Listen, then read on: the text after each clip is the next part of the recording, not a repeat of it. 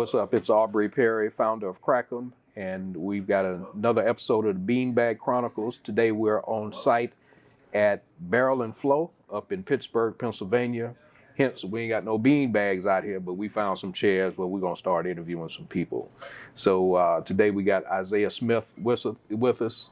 Isaiah is from the Atlanta, Georgia area and is with Our Culture Brewing, a brewery and planning in that area. But we want to talk to him today about his experiences going out and visiting other breweries. So thanks for joining us today, Isaiah. Absolutely, man. Cheers. Yeah, Thanks for inviting me, man. Like I said, we were talking a little bit, before we cut the cameras on, just like it's important that we get the narrative out there. And so anytime I'm able to assist in doing that, I'm more than happy to tell my story. Okay. All right. So what got you into craft beer? I drank a lot of it. It's honestly like how I got into it. I was, probably a little bit younger than I should have been, and was just drinking beer, and it was terrible beer. You know what I mean? And then I got a little bit older, got a job, got legal drinking age, had my own money, and then I started drinking better beer. And then it was just kind of like my eyes opened. You know what I mean? Like I was drinking stuff that tasted like rot gut, and then I had a beer that tasted like bananas or strawberries or all these complex flavors from like France and Belgium and Spain. And so it was just kind of like, wow, I didn't know that beer could taste like this, and I didn't know that the range of the offerings was so wide. So it interested me, but as I continued to explore, I didn't see any flavors that were familiar to my palate. Mm-hmm. So it's just kind of like, well, that's weird. Where's the stuff that tastes familiar to me? So didn't think too much of it. My brother and my best friend, we took a home brewing class, just like on a whim as a way to spend time together and hang out. Mm-hmm. And then the first batch of beer we brewed, nobody got sick. And then, it was cool. We had Baby some fun. Steps, huh? Yeah, nobody got sick. It wasn't like world class. I don't even really remember the recipe. We were extract brewing. Mm-hmm. So, it was kind of super chill. And then we kept at it. And then like the third or fourth batch of beer, I built a kegerator at that point. Mm-hmm. I get into things. Mm-hmm. So we built a kegerator. I'm going to the tap to pull from the beer we just brewed, and nothing comes out. So I'm asking, hey, did you get some of this beer? Did you drink this beer? And everybody's like, no, I didn't have any. We had given it all away. Okay. Because people were, asking about it. Right, and then, we ended up giving away 5 gallons. And it got to the point where a light bulb went off. I was like, okay, maybe we're on to something here. If people are asking for your beer like that, then right. Yeah. Right. So it started with friends and family, and then it just kind of, as we invested more time and energy and resources into it, our beer got better. And then, the idea that this could be a business, started getting tossed around. And then we actually, formally incorporated and launched our brand in Pittsburgh at Fresh Fest. Oh, really? Yep. In August, 3 years ago now at this point.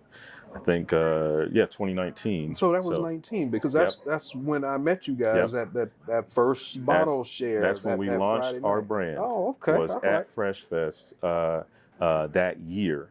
And, for us, this holds a special place for Our Culture Brewing Company because of those reasons. And it's just another opportunity to see the potential of and the caliber of Black excellence, in this space, and the diversity of flavors and the creativity. So that's why we got into beer. That's why I encourage other people to get into beer, to find the flavors that resonate with you. And cool. That's cool. That's a nice story. A nice story. That year, that first Fresh Fest was. I had heard about it, and when I came up, I really wasn't sure what to expect. But coming to that event, really opened my eyes. I know I would assume that your experience in breweries is like mine. When you walk into a brewery, there are not many brown people, Black people there. So to come to an event like this, where there are hundreds and thousands of people that enjoy the liquid and enjoy the atmosphere and visiting the breweries was refreshing. The inclusivity of the event it was mind blowing to me, Yeah. and it made me want to continue to do what I do. So as far as where are you now as far as moving your brewery forward? Gotcha. So we are certified to contract brew, which means that we are licensed to pay another facility to brew our beer for us. And we have identified a host brewery for us that we're going to partner with, and we're slotted to release some beers into the market in Q1 or Q2 of 2023. So we're going to come out of planning here very shortly. Nice. I'm telling you, we got some heat locked and loaded in the chamber. Can't wait for people to, really start to get a taste of our culture outside of our sphere of influence. We do a lot of collabs in Atlanta. We have 2 coming up in October, as a matter of fact. If you're going to be in Atlanta, as a matter of fact, in October 1st, there's a festival in my parents' basement. We're having a South African IPA for that one. And if you're going to be in Atlanta October 13th, we're working on either a Schwartz beer or a Bock with dates in it. And that'll be for Blacktoberfest in October 13th. So check us out. I'll definitely be there for Check us out. Oktoberfest. Yeah, man. Check us out. We'll have some heat. And we'll definitely have some stuff still on tap. It'll be at Hopsticks. It's the brewery we're working with there. I might need to get in a day or two early. Please do, because I'm sure we're gonna make enough that'll make it past the festival. But I don't know how long it's gonna hold at Hopsticks. I will say every time we put something on tap, our average turnaround time until it's empty is about 2 or 3 weeks. Oh man! So yeah, it's kind of like get it while you can get it. Yeah. Okay. All right. So let me ask you about your experiences as you go around the country and visit other breweries. How do you determine, if you go to a city you haven't been to before, how do you determine which brewery to go and visit? That's a great question. For me, my experience coming into breweries has always been one of just intense curiosity and like a sense of wonder, because I'm trying to understand how they move and how they work. Because I'm trying to start a brewery, and so the fact that and I usually go with my wife, that we're the only people of color in the establishment, no longer really phases us. You know what I'm saying? Because we're not there to kind of just sit and chill, and I also make it a habit to take up space wherever I go. You know what I'm saying? So if I'm the only one, or if you don't want me there or something like that, I'm not gonna go sit in the corner. Right. I'm gonna go sit at the bar. I'm gonna engage the staff. I'm gonna ask if the brewer or the owner is in. I'm gonna tell them what I'm trying to do, and we're gonna have a conversation. You know what I'm saying? Right. I try to take up space where I go, and I know for some people that can be a bit uncomfortable to kind of do that when you're in unfamiliar territory. So I try not to feel that vibe, if you get what I'm saying. I know it's there, but I try to shake that off and get to work and take up space in it. So 9 times out of 10, what I will say, just being the person taking up space and engaging, I find that you kind of disarm people a little bit, and people start to kind of acclimate to your presence a little bit, because you're basically kind of forcing them to realize by taking up that space. So it's usually a pleasant experience for me, when we're traveling, going to breweries. But how we find which one, we'll check the tap list and see if there's anything creative or interesting on there, or if the decor is super nice, or if the location is interesting, and we'll go just based on those things. Right. You know what I mean? And try to, again, we're compiling best practices, doing research. Right. But sometimes we'll just pull up, but just because it's right down here, and we like to go explore and investigate. Okay. And so I always encourage people to don't be afraid to take up space. Even if until they tell you to leave, you know what I'm saying? As long as you ain't doing nothing wrong, you have the right to feel comfortable in that environment. Now, whether or not it feels comfortable to you and it's welcoming is another story. Correct. And I think that's the whole reason why we're doing what we're doing with Our Culture Brewing, is to facilitate the creation of those spaces. Right. So, where that we ensure that there are environments in existence that do not, perpetuate that behavior. But for those that do, man, it's a learning opportunity for everybody. Have you been in situations where you're uncomfortable and Yeah. a lot of times when we go into these spots, there's you might get some stares and things like that, but I agree, you make yourself present and make yourself available and engaging, and that does help disarm people. For sure. Now, have you been in situations where that either did not work or just a situation that made you really uncomfortable?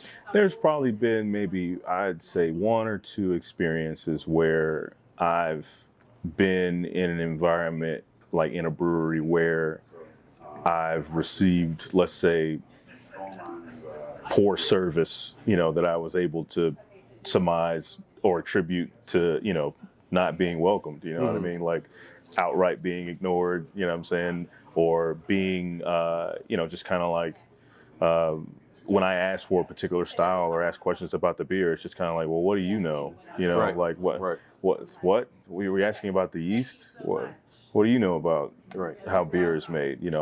I've had a couple of those conversations throughout my travels, but I try my hardest, and I it's not fair, and I'm not saying people should do this, but for my peace of mind, I try to not allow ignorance to bring me down. You know what I mean? I try not to let anybody pull me outside of my character, and it's a daily exercise. You know what I mean? It's a daily exercise. But if somebody is condescending to me in that fashion, then I'll attempt to correct them, and then if we can't come to terms, then you don't get my business. Right.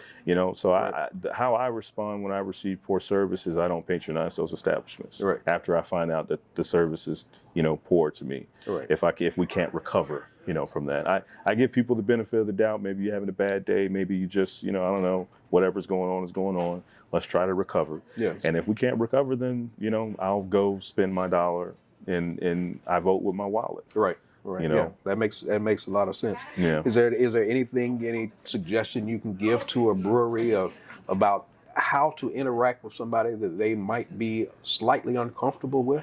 I would say just treat people how you want to be treated, man. I mean, like, I hate to say that, it sounds kind of hokey and like super simple, but it's literally that simple. Yeah. Like how I start every interaction with a stranger is how I think I would want to be treated. Right. Now, the person's going to let you know whether you need to come up or down, throughout the course of that interaction, right? So you got to pay attention. Yep. Because there's been times where I've treated people how I want to be treated, and then I found out maybe I need to treat myself better.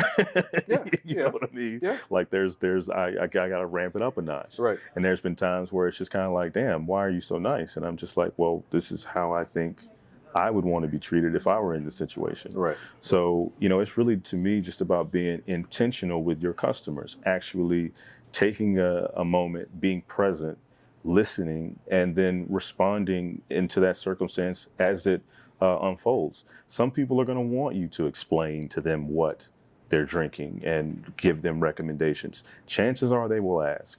If somebody comes to you and they ask for a particular style, if a 5'1" woman, like a stereotype, a 5'1" woman comes in and asks for your hoppiest West Coast, you don't bat an eye. You don't try to dissuade her. You give her what she asked for. You give her the respect and the allow her to take up space as she is taking up, and serve her as a customer. Like, why would you try to dissuade somebody from a choice that they made? Right. You know what I mean? Like, don't do that. Yeah. Serve the customer what they ask for. Yeah. Just treat them like they want to be treated. Yeah. Okay. All right. Well, great. Well, thanks, Isaiah. Thanks for sitting down with us today. I appreciate your insight, man. And you can catch us on our YouTube channel, which is the Beanbag Chronicles. Like I said, we don't have the beanbags today, but we'll be back in the beanbags when we get back to Florida very soon. You can also find our Facebook group, which is the Crafted Community, and follow us on crackup.beer on Instagram. So thanks again, Isaiah. Cheers. Cheers, brother.